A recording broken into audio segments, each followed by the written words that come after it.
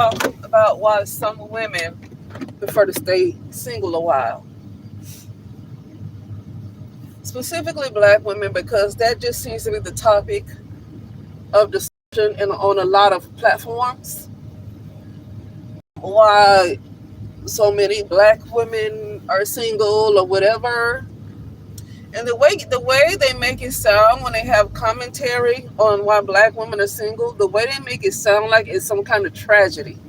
Like, oh my goodness, black women need a man, right?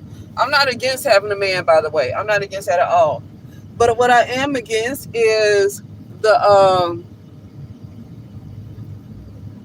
I'm against how so many people feel like black women just have to have a man, but it's okay for other people to be single. It's okay for the men to be single. It's okay for the men to be transgender. I'm not against those either. I'm just talking about the double standard. It's okay for men to be transgender. It's okay for all other groups of women to be single. Okay? But when it comes to the black woman being single, it's a problem. And it's a tragedy. And I already know that this world just wants to continue to distract black women in any way they can. And if they can get her with somebody, even if it's somebody who's absolutely no good for her, it's better than nothing because make no mistake about it, the black woman definitely has to be distracted because the downfall of this world depends on the black woman staying low in consciousness. If the black woman ever rises up, and when I say the black woman, I'm really talking about it as a collective. But it also could be one black woman that actually that get out of this. Okay, it don't have to be the whole collective unconsciousness. It could be that one that could decide that all this need to come to an end. But so they want to attack every single black woman to make sure she stays low in consciousness because this filthy world depends on her staying low in consciousness. So they have to make that sure, even if she's with a crappy man or a crappy woman or whatever she's with, they got to make sure that she's distracted in some kind of way. Okay, but I want to say this. Aside from that, what made me think about doing this upload is the whole Candy Bars and Todd situation. And I was listening to somebody talk about, well, I was her divorce from Todd and this whole thing before she got married to Todd. I remember a guy that she was engaged to. When she had a short haircut, I used to like that short haircut she used to have. I think she dyed it like a red color, and it was like a gold color, like a blondish type of color in the red. But she had it like this, like little short haircut, where the one side of it like kind of swoops up. You know, that haircut was so cute to me. But I remember around those times of the Real Housewives of Atlanta, she was engaged to somebody. I don't think it was Block. I think Block is Riley's father, but it was another guy that she was engaged to that was murdered. He was killed, and her mother was concerned about her being with that man too, because that man was somebody who probably wasn't any good, wasn't the right person for Candy. And so when it came to Todd, I started thinking about that guy that she was engaged with and her baby's father, right? And so when this whole thing happened with her filing for divorce, a lot of people say they weren't surprised. Well, I don't want to judge anybody because, truth be told, a lot of people, don't know how to. This is an ego-driven world, and by that I mean that most people don't have a successful relationship, whether it's with family, whether it's with friends, whether it's with a spouse, girlfriend, boyfriend, whatever. Most people do not have a successful relationship. So it's no need in just talking about with Candy, oh, we saw this coming, when most people don't have a successful relationship regardless, whether it's with their mother, their father, their uncle, cousin, auntie.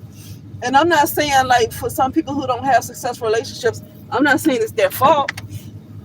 This is an ego-driven world. So even if you were the most giving person in the world and did right, try to, as best as you could, try to do right by everybody, they still don't want to do right by you. So it's not to say that you're the one that's wrong. It's just an ego-driven world.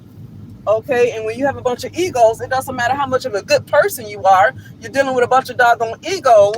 With people are I'm gonna say the word disobedient. They're disobedient. You can't make it work with people who are disobedient. You can't call anybody good. And I don't care. I'm going to get to the Bible when it comes to this. There's nothing good but the Most High. The Most High is the only one that's good, right? Okay. There's nothing else that's good, because even people who call themselves who are considered to be good people, they're still not perfect. So they're not good either. There's only one that's good, that's perfect, that's incorruptible, because any good person can be corrupted at any time. So there's no good in a human being. Okay, the only good is the Most High.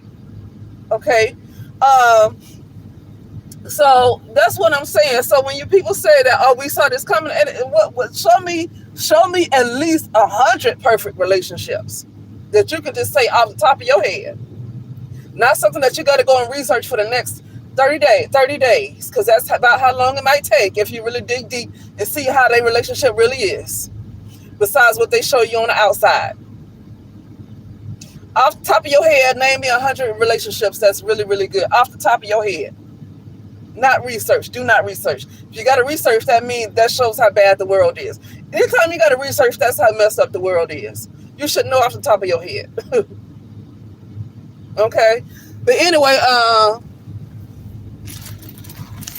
yeah. So the reason I'm gonna get into the reason why me personally, why I feel like so many women are single, and specifically black women, because that seems to be the focus of attention when it comes to people thinking who needs a man. Because of the thing with Candy, it seems like she keeps choosing the same man over and over and over again. And a lot of people have that problem. A lot of women have that issue, and a lot of men have that issue. Keep choosing the same man over and over again. Some men keep choosing the same woman over and over and over again, right? And so it's not that they don't trust other people, they don't trust themselves. They try to figure out what's going on with them, that they keep choosing the same kind of person. Okay, and it's not that they don't want to give love a chance. It's not about not giving love a chance. It's about what is wrong with me that I keep choosing the same person over and over and over again. No matter how much I stay single 2 years, I stay celibate 4 years, and then I get with somebody else, and whatever it is that's in me that keep causing me to choose this same kind of person is still there. And no matter how long I stay celibate or how long I stay single, so something is there that keep causing this thing to happen, whether it's a man or a woman. Something is there that keeps causing this thing to happen. There is a block there. There's literally a block there. And so some people choose to stay single because they want to do the work on themselves that's absolutely necessary. So when it's time for that time to come, they don't have to experience the things that they experienced in the past. And some people just don't want to be with anybody. It's not meant for everybody to have a man or a woman, or just to be with somebody. It's not meant for everybody. People need to mind their own business because they don't know everything. They're not perfect. They're not incorruptible. You got a bunch of flawed people who are flawed, because nobody's perfect. So you have a bunch of flawed people that try to figure out somebody else's life and why they make decisions they make and why they're single. Meanwhile, they can't hardly figure out their own life, their lives. Okay? So anyway, I just feel like talking about that really quickly.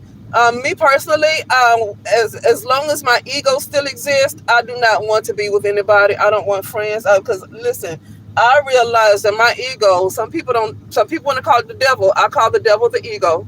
And your ego actually sometimes work against you. A lot of times your ego really works against you, and it look like it's somebody else that's doing something to you. It's looking like it's some kind of misfortune in your life, but it's really your own shadow or your own ego that's working against you, that's causing these problems, because it's afraid that it doesn't want to die. The ego doesn't want to die.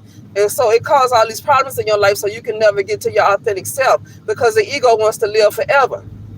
The ego wants to live forever, so it causes all these problems in your life. So I don't want to take a chance with a friend, family, or anybody as long as I have an ego, because the ego is the devil in my life. It causes all kinds of hell. I can never be happy. The ego never wants to see me be happy. The minute I taste happiness, the ego wants to make sure I don't have it, that it's not long-lived. So it's time to let the ego go on ahead and die. And there's only one way for ego to die, because the ego can't kill the ego, okay? So a person can't say, well, I want to get rid of my ego, but you think you're real. As long as you think you're real, your ego is not going to go anywhere. As long as you try to hold on to your life and yourself and who you think you are, your ego will never die, because you are the ego. I'm going to say this again, is, like I said, people have different pages they can go to. It's just that saying that it's not I who live, but it's Christ who live in me. That could be Christ consciousness. That don't have to be a man, because I don't believe in I don't want to get in the man and stuff. But I don't want to get into that. Because when I do Christ and I do meditations, I see something esoteric. I don't see a human being. I see something that's esoteric behind that, okay? All right, I see what Christ really is, okay? And so it's not I who live, but it's Christ who lives in me. Okay?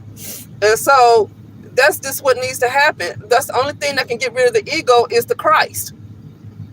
Your ego can't get rid of itself. You are the ego. You are the Antichrist. It's nobody else. You are the Antichrist. The ego, all of this is a false life. So whatever we think we see that's out there, that we think is outside of ourselves, like Elon Musk and Obama and Trump and whoever calling the Antichrist, well, we're the ones that's hardening our hearts to the Most High. And so the fact that because we've hardened our hearts to the Most High, that means we see a false world, because the veil is not thin. The veil starts to thin when we start to repent. So we're the Antichrist. It's nobody else. When we decide to be obedient, there is no other Antichrist. There's no Trump. There's no Elon Musk. There's no Obama. There's no other Antichrist. We're the doggone Antichrist. But anyway, that's it, and I will talk later. All right.